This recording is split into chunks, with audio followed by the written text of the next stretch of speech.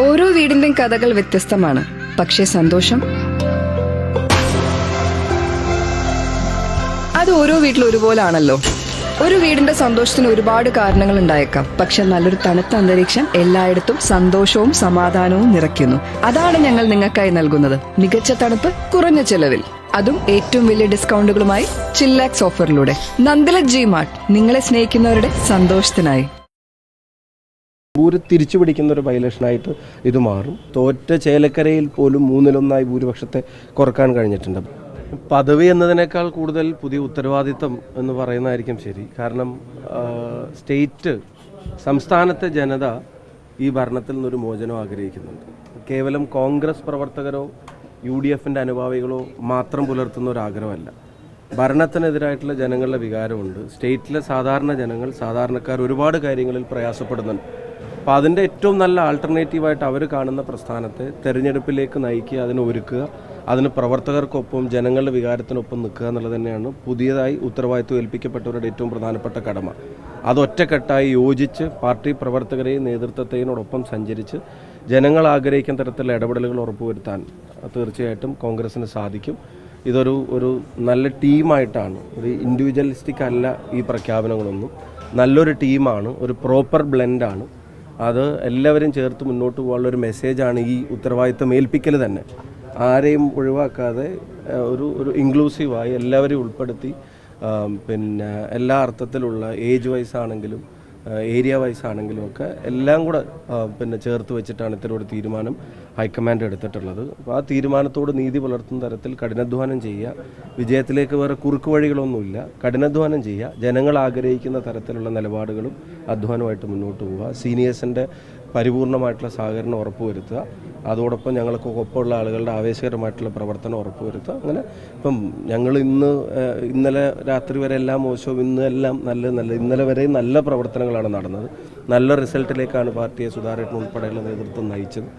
അപ്പം ആ 20-18 എന്ന് പറയുന്നത് അഭിമാനകരമായിട്ടുള്ളൊരു നേട്ടമാണ്. ബൈ ഇലക്ഷനിലെ വിജയം അഭിമാനകരമാണ്. അപ്പോൾ അതിനൊരു കണ്ടിന്യൂറ്റി ഉണ്ടാക്കുക എന്നുള്ളതാണ്. അവർ ചെയ്ത നല്ല പ്രവർത്തനങ്ങളും കൂടെ ആയതുകൊണ്ടാണല്ലോ ആ റിസൾട്ട് ഉണ്ടായത്. അപ്പോൾ ഇനിയിപ്പോൾ അടുത്തതിലേക്ക് വരുമ്പോൾ ഒരു പ്രധാനപ്പെട്ട ഒരു വലിയ ചലഞ്ച് മുമ്പിൽ നിൽക്കുന്നു. അപ്പോൾ ഒന്നും കൂടെ റിഫ്രഷ്ഡ് ആയിട്ട് പുറത്തിറങ്ങുക എന്നുള്ളത് തന്നെയാണ്. ജനങ്ങളുടെ വികാരങ്ങൾ തിരിച്ചറിഞ്ഞ് അവരുടെ ആവശ്യങ്ങൾ തിരിച്ചറിഞ്ഞ് പ്രവർത്തിക്കുക എന്നുള്ളത് തന്നെയാണ് പാർട്ടി എന്നുള്ള നിലയ്ക്ക് ഇപ്പോൾ ഏറ്റെടുക്കേണ്ട ഏറ്റവും പ്രധാനപ്പെട്ട ഉത്തരവാദിത്തം. അപ്പോൾ അത് ഏറ്റെടുക്കാൻ കഴിയാവുന്ന തരത്തിൽ സംഘടനാ സംവിധാനത്തെ ശക്തിപ്പെടുത്താനും ഈ തെരഞ്ഞെടുപ്പിനെ അഡ്രസ്സ് ചെയ്യാനും. എലക്ഷൻ ഒരു പ്രധാനപ്പെട്ട അജണ്ട തന്നെയാണ്, അതല്ല എന്ന് പറഞ്ഞിട്ട് കാര്യമില്ല. വളരെ തൊട്ടടുത്ത് 2 പ്രധാനപ്പെട്ട തെരഞ്ഞെടുപ്പ് നിൽക്കുകയാണ്. ജനവും ഉറ്റുനോക്കുകയാണ്. ഇതിനൊരു മാറ്റം വരണം, ഭരണത്തിനൊരു മാറ്റം വരണം, ജനം ഉറ്റുനോക്കുക. അപ്പോൾ അവരുടെ എക്സ്പെക്റ്റേഷൻസിനനുസരിച്ച് പാർട്ടിയെ ഉയർത്താനുള്ള ശ്രമങ്ങൾ എല്ലാവരും കൂടി ഒരുമിച്ച് നടത്തും.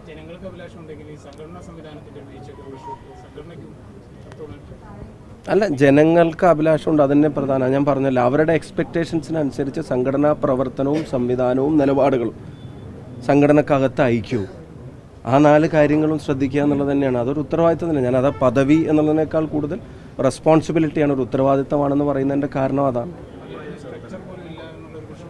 അല്ല, ഇപ്പം നടന്നുകൊണ്ടിരിക്കുന്ന വർക്ക് അത്ര, ഇപ്പം എല്ലാ വാർഡ് കമ്മിറ്റികളിലെയും ഫോർമേഷൻ കംപ്ലീറ്റ് ആയിട്ട് ഇലക്ഷൻ കേന്ദ്രീകരിച്ച് പൂർത്തിയായി കഴിഞ്ഞ എല്ലാ ജില്ലകളിലും അതിൻ്റെ, കോഴിക്കോട് തന്നെയാണ് അതും ആരംഭിച്ചത്. എല്ലാ ജില്ലകളും അതിൻ്റെ കൺവെൻഷൻ, അവർക്ക് അതിൻ്റെ ട്രെയിനിങ്ങും ടാസ്കും കാര്യങ്ങളും അതിൻ്റെ വർക്കുകൾ നടക്കുന്നുണ്ട്. ഇതൊരു സ്റ്റാൻഡ് സ്റ്റില്ലായിട്ടുള്ള ഒന്നും നടക്കാത്തൊരു സ്ഥലത്തേക്ക് ഞങ്ങളെ കൊണ്ടുവന്ന് ഇതിനെ താഴെ നിന്ന് പൊക്കിയെടുക്കാനെന്നുള്ളത് കണ്ടിന്യൂറ്റിയാണ്. ലീഡർഷിപ്പ് എന്ന് പറയുന്ന ഒരു കണ്ടിന്യൂറ്റിയാണ്. നല്ല വർക്കാണ് ഇതുവരെ നടന്നത്. അതിനെ അതിനോടൊപ്പം അതിനെ കുറച്ചും കൂടെ വേഗത്തിലാക്കി കൂടുതൽ താഴെത്തട്ടിലേക്ക് കൊണ്ടുവരാനുള്ള ഒരു റിഫ്രഷ്ഡ് ആയിട്ടുള്ള ഒരു തീരുമാനം എന്നുള്ള നില കൂടിയാണ് പുനഃസംഘടന കാണുന്നത്. ഇപ്പം സുധാരേട്ടൻ ഉൾപ്പെടെ വർക്കിംഗ് കമ്മിറ്റിയിലേക്കാണ് അദ്ദേഹം തിരഞ്ഞെടുക്കപ്പെട്ടത്. അപ്പോൾ അങ്ങനെ ഇതുവരെയുള്ളവരാരും മോശക്കാരായതുകൊണ്ട് ഞങ്ങളെ കുറച്ച് ആൾക്കാരെ തിരഞ്ഞെടുത്തതല്ല. ഇതുവരെ നടന്ന നല്ല വർക്കിനെ ഇനിയുള്ള ഈ 1 വർഷത്തേക്ക് കൃത്യമായിട്ടുള്ള ഒരു ഷെഡ്യൂൾ അനുസരിച്ചിട്ട് കാര്യങ്ങൾ നടത്താനും ജനവിരുദ്ധമായി നിൽക്കുന്ന ഭരണകൂടങ്ങൾക്കെതിരെ ജനങ്ങളുടെ ഇടയിലുള്ള വികാരത്തെ ഏറ്റെടുത്ത് മുന്നോട്ട് പോകാനും കഴിയും. ഒരു കാര്യം കേരളത്തിലെ ജനങ്ങൾക്ക് ഞങ്ങൾ ഉറപ്പ് നൽകാൻ ആഗ്രഹിക്കുന്നു. ജനം ആഗ്രഹിക്കുന്ന ഹാർഡ് കോർ പാർട്ടി ലൈനിലുള്ളവർക്ക് അപ്പുറത്തേക്ക് നിഷ്പക്ഷമായിട്ടുള്ള നാട്ടിലെ പൊതുജനം, ഇവിടുത്തെ യുവത, സ്റ്റേറ്റിൽ തുടരണമെന്ന് ആഗ്രഹിക്കുന്ന ചെറുപ്പക്കാരുൾപ്പെടെയുള്ള ആളുകൾ ആഗ്രഹിക്കുന്ന ഒരു മാറ്റത്തിലേക്ക് കേരളത്തെ നയിക്കാൻ അവരുടെ ശബ്ദമായി പാർട്ടി പ്രവർത്തിക്കുന്ന ഉറപ്പുവരുത്താനുള്ള ശ്രമം ഞങ്ങളുടെ ഭാഗത്തുനിന്ന് ഒറ്റക്കെട്ടായിട്ടുണ്ടാവും.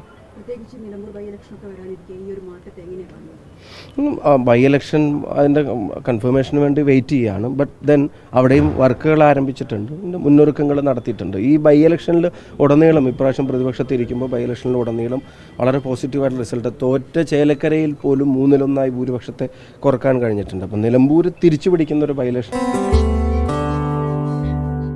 ലോകത്തെവിടെയായാലും ഏത് സമയത്തും ഈവനിംഗ് കേരള വാർത്തകളും മറ്റു അറിയിപ്പുകളും അറിയാൻ ഞങ്ങളുടെ യൂട്യൂബ് ചാനൽ സബ്സ്ക്രൈബ് ചെയ്യുക.